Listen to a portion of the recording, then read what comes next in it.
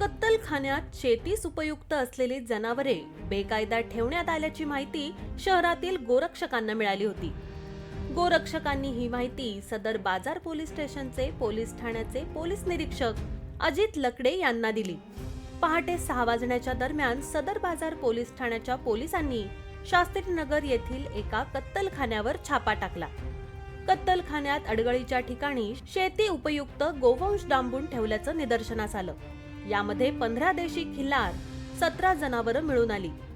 जनावरांना कत्तल करण्याच्या उद्देशाने डांबून ठेवण्यात आलं होतं. अनेक जनावरांना इजा झाली होती. जनावरांना अनेक दिवसांपासून काहीही खायला प्यायला न देता ठेवण्यात आलं होतं. सोलापूर महानगरपालिका कोंडवाडा प्रमुख जगन्नाथ बनसोडे यांच्याशी संपर्क साधून कोंडवाडा वाहन घटनास्थळी बोलवण्यात आलं. घटनास्थळावरून सर्व जनावरे अहिंसा गोशाळा येथे सोडण्यात आले.